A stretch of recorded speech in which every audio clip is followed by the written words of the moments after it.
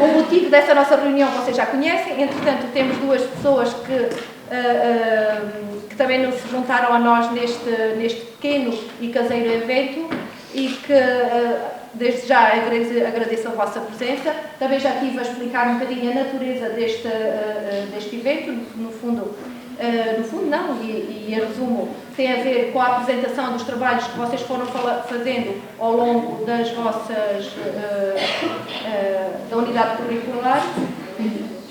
Temos hoje, como vocês sabem, 4 trabalhos para apresentar e amanhã prosseguiremos com os trabalhos. Esperemos que amanhã haja mais público, eu ainda estou com essa esperança. E amanhã prosseguimos. Não? Vocês não querem? Ok, está bem. Mas eu vou tentar fazer contactos esta tarde para que amanhã haja mais público. Desejo-vos boa sorte.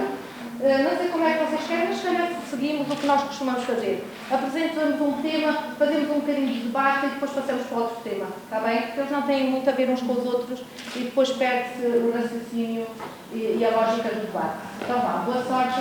Estejam calmos, o que muda aqui é o ambiente, porque nós estamos já habituadíssimos a fazer as receitas. Boa tarde. E nós, antes de mais, vamos começar por apresentar o nosso grupo. O nosso grupo é composto pelo Edgar, pela Márcia, pela Rita, por a Daniela e por mim, a Sara. O nosso tema é sobre a alimentação e nutrição no idoso, especificidades. Passo a apresentar o nosso sumário.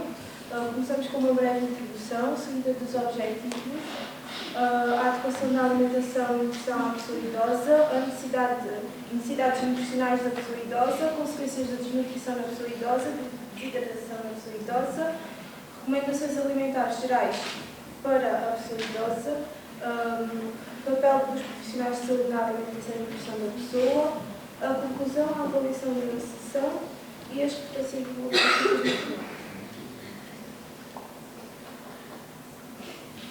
Os nossos objetivos passam por compreender a necessidade da adequação da alimentação e nutrição na pessoa idosa, identificar as necessidades nutricionais da pessoa idosa, entender o conceito de desnutrição e desidratação na pessoa idosa, apresentar as recomendações alimentares para a pessoa idosa e refletir sobre o papel dos profissionais de saúde na alimentação e nutrição da pessoa idosa.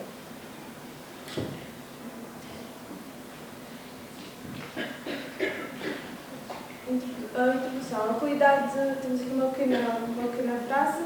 A qualidade de vida dos idosos depende em grande parte daquilo que bebem e comem, segundo Bergen, em 1995.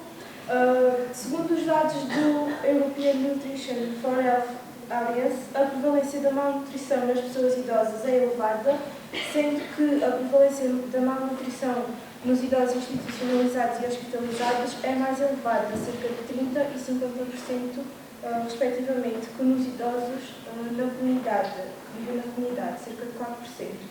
A alimentação e a nutrição têm um inegável impacto na saúde e bem-estar, sendo condicionantes da qualidade de vida das pessoas idosas. Sendo assim, nunca é tarde para adotar hábitos alimentares mais saudáveis, visto que os problemas de desnutrição são frequentes nesta faixa etária e necessitam de intervenção precoce. O estado nutricional inadequado na pessoa idosa contribui de uma forma significativa para o aumento da incapacidade física, da mortalidade e da mobilidade, condicionando a qualidade de vida. E agrava o prognóstico das pessoas idosas com doenças agudas e aumenta o recurso à hospitalização e institucionalização.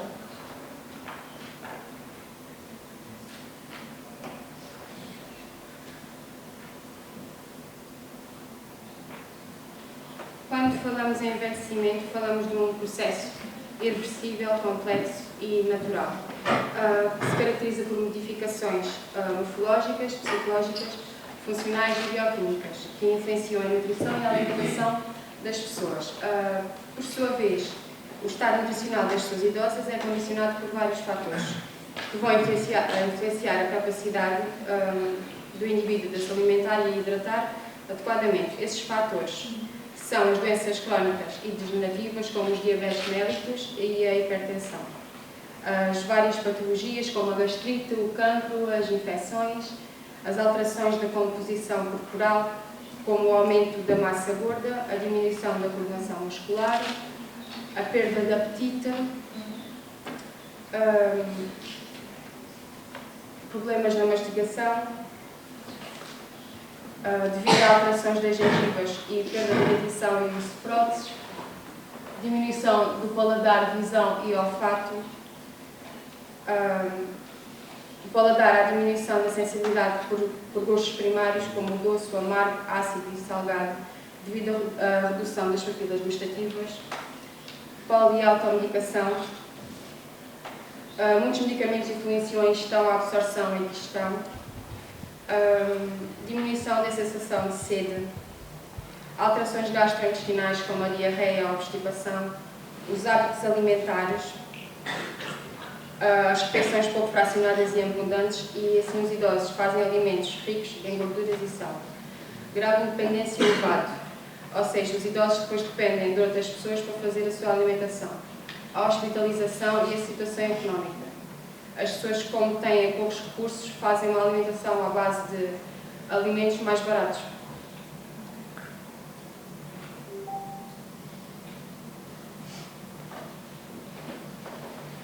Quanto à necessidade nutricional da pessoa idosa, sabemos que com o avanço da idade do idoso há diminuição do mecanismo da ingestão, da digestão, absorção, do transporte e da excreção de substâncias.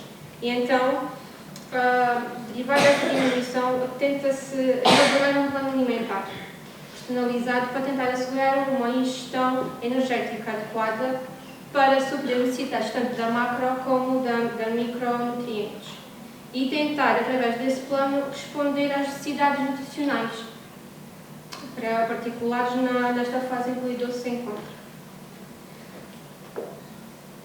Através do plano, tentamos também controlar,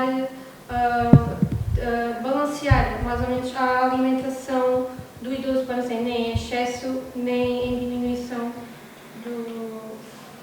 do plano em si. E depois também temos o uso dos suplementos nos idosos. Muitas instituições, por exemplo, os lares, utilizam muitos suplementos. É muito caros e, por vezes, muitas das famílias não conseguem comprar esses suplementos. Há nas farmácias, há em vários sítios. Mas são bastante caros, há famílias que não conseguem. O plano alimentar tem que ter hidratos, proteínas, gorduras, vitaminas, minerais e água. Temos aqui as porcentagens que cada tem que ter.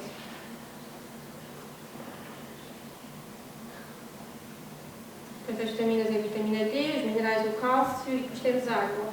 E as necessidades de cada idoso, por exemplo, os hidratos de carbono e as proteínas, mais as necessidades hídricas mantêm-se, mas as calorias diminuem e o cálcio e a vitamina D aumentam. As calorias diminuem porque a autonomia deles começa a ser mais reduzida e por isso começam a diminuir.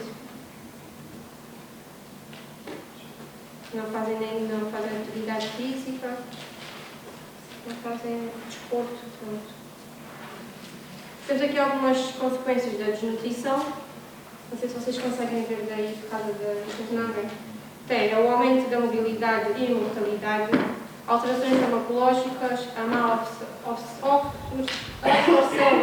intestinal, por exemplo, a anemia, as úlceras e pressão na capacidade de cicatrização, as quedas e fraturas e a diminuição de qualidade de vida. A desnutrição é uma situação muito comum nos idosos. Tanto que, por exemplo, quem tem feridas, muitos dos idosos têm feridas e algumas não se conseguem se cicatrizar. Então, o plano de alimentação tem que ser adequado à situação de cada idoso.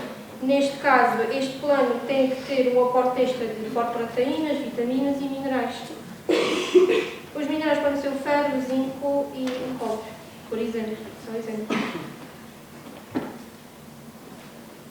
A desidratação na pessoa idosa também é um dos problemas graves nestas idades, porque devido à idade há uma alteração cognitiva e por vezes eles não sentem sede, não sentem fome, não sentem a autonomia de tomar iniciativa para tal, nem para comer, nem para beber, nem mesmo para pedir. E então, por isso é que as pessoas, os seus familiares, os profissionais que estão com eles têm que estar atentos a esses tipos de problemas que vão surgindo em relação ao idoso. Por isso é que na desidratação, devido à diminuição de tensão e de sede, de consequência, ingestão hídrica insuficiente ou por aumento de perdas de líquidos. As perdas de líquidos também vêm de algumas medicações, de alguns fármacos, tipo os diuréticos. Os diuréticos também provocam a desidratação no idoso e as infecções também. As principais consequências dos idosos são o aumento da taxa de mortalidade e de mortalidade, insuficiência renal, a confusão, delírios, as quedas, as hipotinas e as infecções urinárias.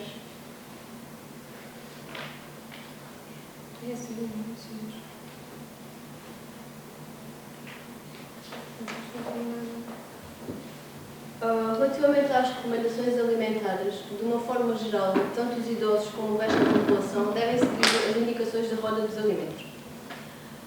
Esta roda é constituída por 7 grupos, não vamos aprofundar os constituintes de cada grupo, mas eles estão divididos de forma a que o tamanho dos grupos reflita a proporção que eles devem ter de peso na nossa alimentação.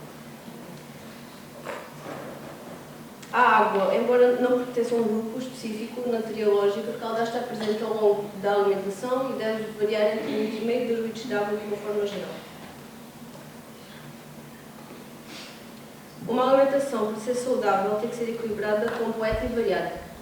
Sendo isto equilibrada no sentido que deve-se comer mais alimentos daqueles que devem ter uma maior dimensão na nossa alimentação e menor dos alimentos que têm uma menor diminuição.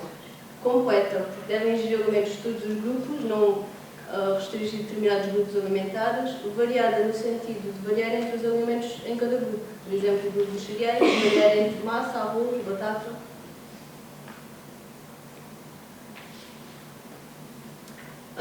Agora sim, relativamente à pessoa idosa, temos aqui algumas recomendações. Algumas delas gerais, outras mais específicas. A alimentação fracionada ao longo do dia, não estar mais que 3 horas sem comer, não omitir refeições. Deve-se incentivar a mastigação dos alimentos sólidos, embora haja tendência para os alimentos mais moles. Aumentar a ingestão de fibras, derivado também da questão da obstipação que tende a ocorrer. Deve experimentar novos alimentos, variar, evitar os alimentos de conveniência, os enlatados.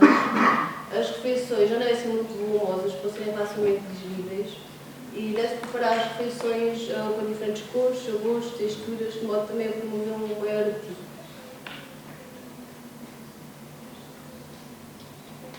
Para diminuir o consumo de sal, deve-se privilegiar o uso das ervas aromáticas do sumo de limão. Novamente a questão da água, muito importante. Moderar o consumo do açúcar, do sal, de gorduras, evitar os refrigerantes, os doces. Incentivar a prática do exercício físico, principalmente antes das refeições, para estimular o apetite. Depois escolhemos 3 situações em que vamos apresentar recomendações específicas, que são as mais comuns. São elas a falta de apetite ou obstipação e de seguida apresentamos em relação aos problemas da mastigação e da deglutição.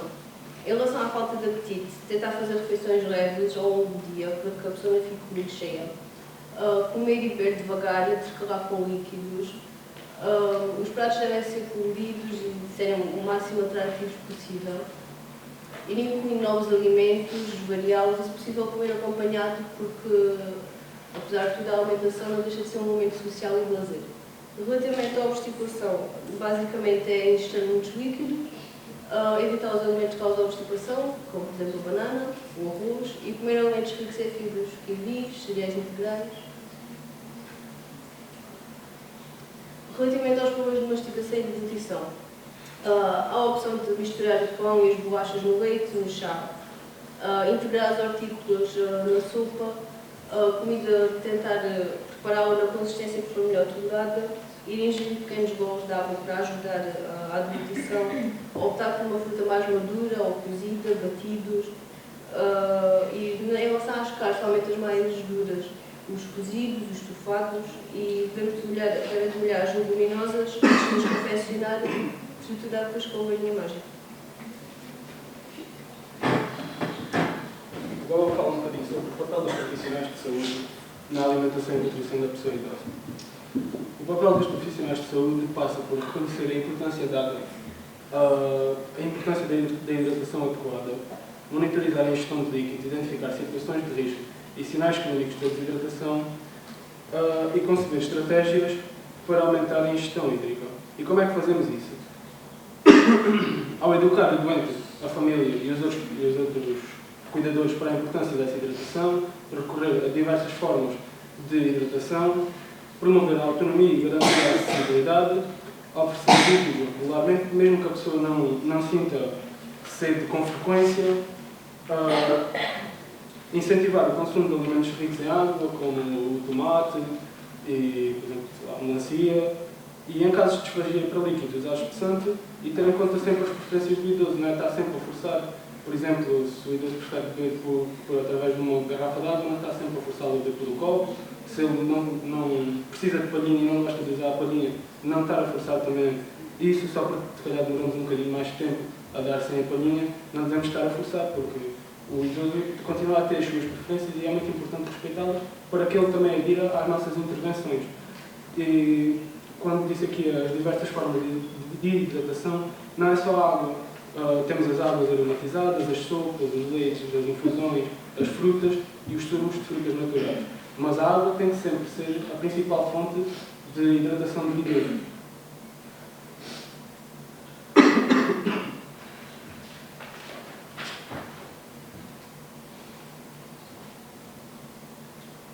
Depois, os profissionais de saúde são um grupo que tem que conhecer todas as modificações que ocorrem na pessoa idosa em todos os seus níveis, seja no biológico, psicológico, cultural, socioeconómico e ambiental. Por isso, é imprescindível que também tenhamos uma atuação precoce e que a nossa intervenção seja de uma forma adequada na nutrição do idoso. Porquê? Para diminuir o risco de desnutrição e melhorar o seu estado nutricional. Portanto, temos que estar atentos às modificações involuntárias do apetite ou do peso, medir e registar o peso semanalmente, informar e desmistificar sobre regras de alimentação saudável, promover a autonomia, personalizar o plano alimentar, valorizando sempre os gostos e preferências da pessoa idosa, porque também tentamos que a alimentação seja um momento de prazer, um momento, e não deixa de ser um momento social, e ao investirmos nisso, que a pessoa tenha esse prazer, vai ser muito mais fácil que a pessoa adira às nossas intervenções, que tenha uma alimentação adequada e que consiga cumprir os planos que nós temos previstos para ele. Devemos também esclarecer sempre as dúvidas, se as pessoas as tiverem, os familiares, ou mesmo uma pessoa idosa, se alguma vez nos questionarem. Obviamente não somos nutricionistas, né? Mas temos que saber sempre um bocadinho, se as pessoas nos fizerem uma pergunta e, por exemplo, não soubermos, também convém termos um bocadinho de interesse em pesquisar, porque se ao ocorrer noutra instância colocarmos essa mesma pergunta, temos que estar preparados. E devemos sempre promover hábitos alimentares saudáveis.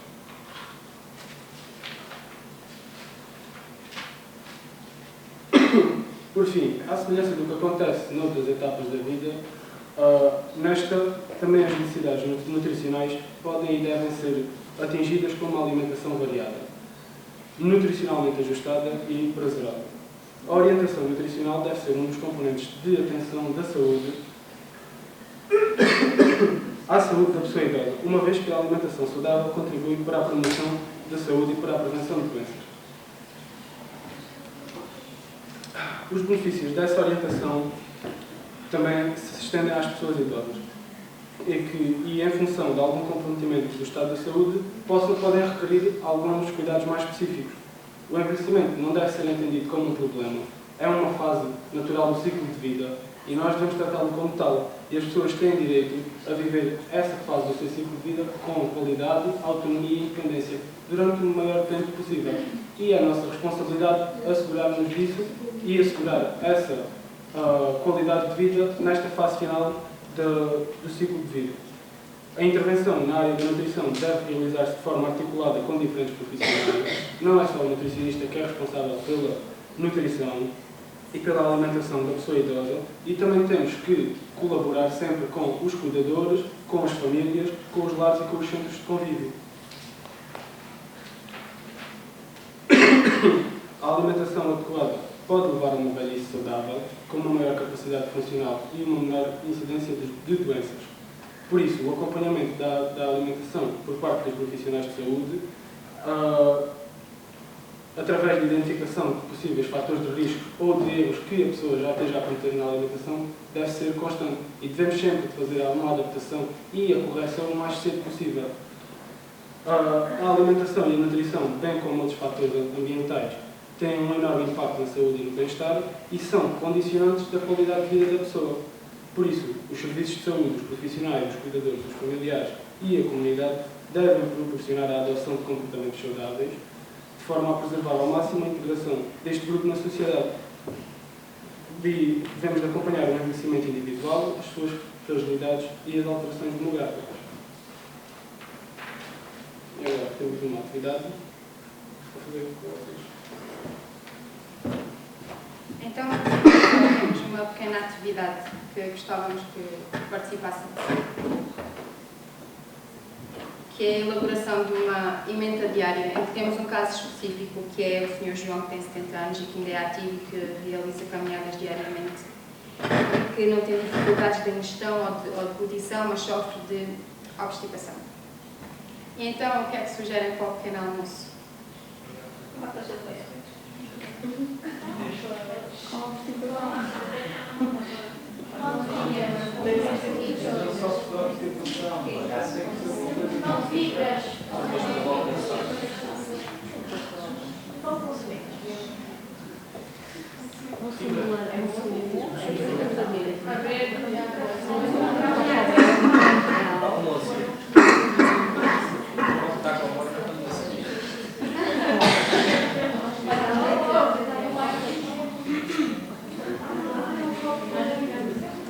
Então, nós podemos sugerir copo de leite com...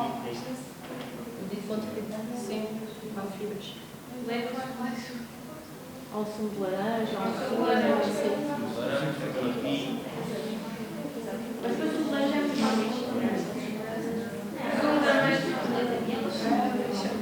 Se calhar o sumo de laranja da manhã. E para o lanche da manhã? Se a pessoa tiver bolacha, não, mas se tiver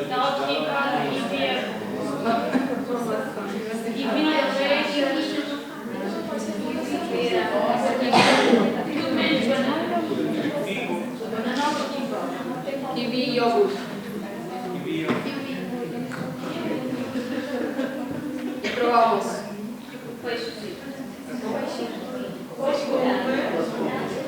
Proteína. É melhor o peixe para Nós temos um peixe, mas optamos por peixe ao jantar. Sim, o peixe ao jantar. salada. A sopa. Optámos por pôr a carne no almoço. E a peça de fruta no final. E ao lanche? Vai ter uma puxar a comer pão. Puxar. Depois lá se tirar.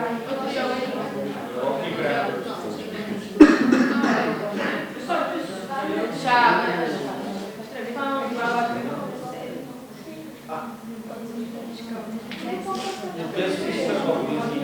E ao jantar? ao jantar sopa,